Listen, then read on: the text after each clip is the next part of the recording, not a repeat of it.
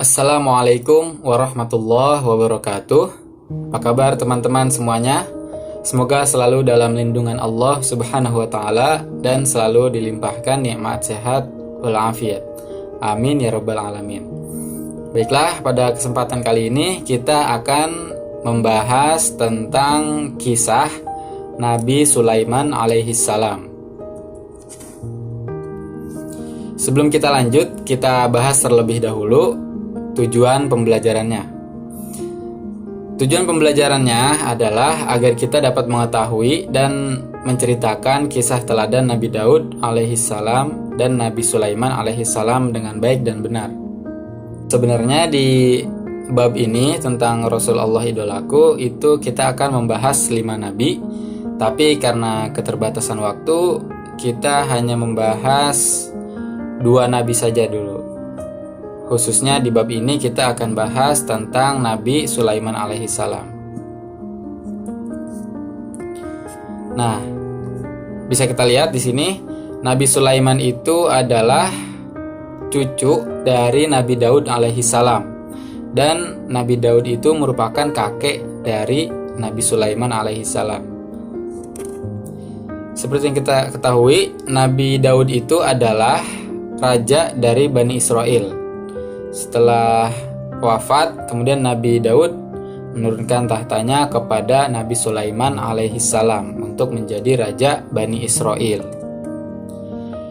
Atas kehendak dan izin Allah Subhanahu wa taala, kekuasaan Nabi Sulaiman alaihissalam itu meliputi 5 hal, yaitu bisa kita lihat di sini ada manusia mempunyai banyak pasukan prajurit, kemudian bisa menguasai jin juga. Nah, di sini hanya ilustrasi saja ya, gambar jinnya.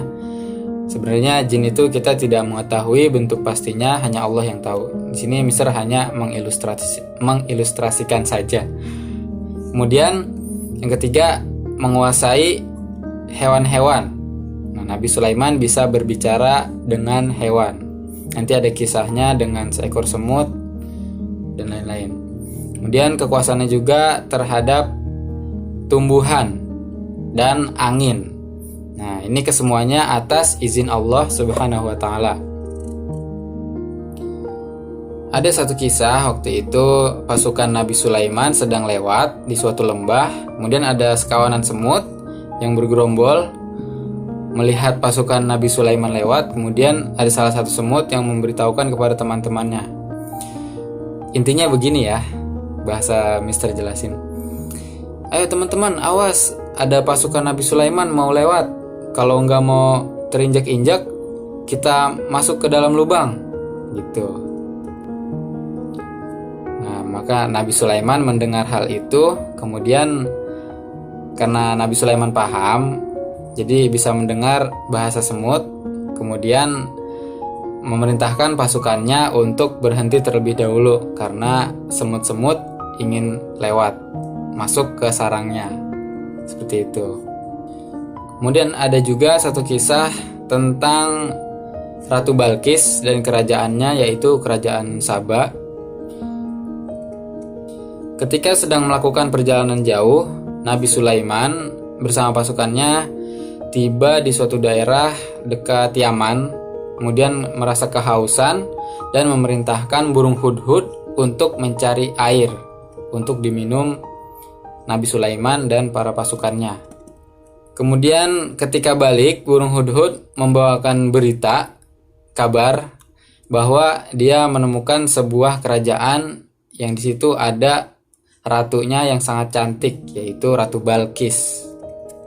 Nah, Ratu Balqis dan rakyatnya itu menyembah matahari.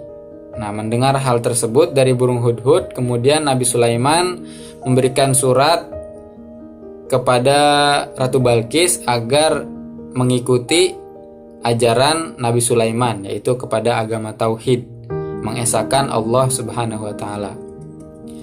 Setelah membaca surat dari Nabi Sulaiman, kemudian Ratu Balqis berpikiran bahwa Nabi Sulaiman ini ingin diberikan hadiah. Kemudian dia memerintahkan pasukannya untuk mengirimkan hadiah kepada Nabi Sulaiman, namun hadiah itu ditolak oleh Nabi Sulaiman. Setelah balik dari kerajaan Nabi Sulaiman, para pasukannya pun melapor kepada Ratu Balqis. Nah, dia penasaran kenapa sih kok hadiahnya ditolak. Nah, maka Ratu Balqis ingin mengunjungi istana Nabi Sulaiman. Nah, mendengar berita dari burung hudhud bahwa Ratu Balqis akan mengunjungi istana Nabi Sulaiman, maka Nabi Sulaiman memerintahkan pasukannya yang berupa jin, karena Nabi Sulaiman ini punya kekuasaan terhadap jin ya, memerintahkan pasukannya dari bangsa jin untuk membangunkan sebuah istana. Bahkan ketika Ratu Balqis sedang dalam perjalanan menuju istana Nabi Sulaiman, istana Ratu Balqis yang di Sabah itu dibawa oleh orang pintar. Orang pintar itu maksudnya orang yang pintar lah, bisa ilmu gitu. Dipindahkan dari Sabah ke istananya Nabi Sulaiman. Nah, tujuannya adalah agar Ratu Balqis tahu bahwa Nabi Sulaiman ini adalah utusan Allah Subhanahu wa taala dan bahwa hanya Allah lah yang memiliki kekuasaan atas apa yang ada di langit dan di bumi. Nah, ketika sampai di istananya Nabi Sulaiman, dia melihat-lihat seluruh istananya, bahkan melihat ada istananya yang dari Sabah kok tiba-tiba ada di dekat istana Nabi Sulaiman gitu. Maka Ratu Balqis pun akhirnya tunduk kepada Nabi Sulaiman dan akhirnya mengikuti ajaran Nabi Sulaiman, yaitu ajaran tauhid, mengesahkan Allah Subhanahu wa taala. Kemudian wafatnya Nabi Sulaiman ini tidak ada yang tahu, karena pada saat itu wafatnya Nabi Sulaiman itu ketika ia sedang duduk di singgasananya. Saat itu ia memegang tongkatnya. Para jin dan para pasukannya mengira bahwa Nabi Sulaiman ini sedang tidur. Nah, baru diketahui ketika tongkat yang dipegangnya itu rapuh karena dimakan rayap, kemudian jatuh. Nah, barulah pasukannya mengetahui bahwa Nabi Sulaiman ini sudah wafat.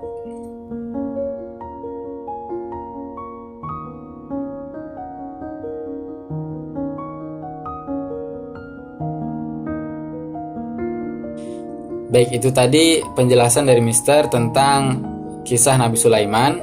Mungkin di video ini banyak hal-hal yang mendetail atau hal-hal yang kecil yang terlewat karena durasinya yang tidak memungkinkan, takutnya terlalu panjang. Nanti bisa kalian baca sendiri di buku paket kalian. Oke, kita sudahi pembahasan kali ini. Semoga apa yang kita pelajari dapat bermanfaat. Kita tutup dengan mengucap hamdalah, alhamdulillahirabbil alamin. Kurang lebihnya Mister mohon maaf. Wassalamualaikum warahmatullahi wabarakatuh.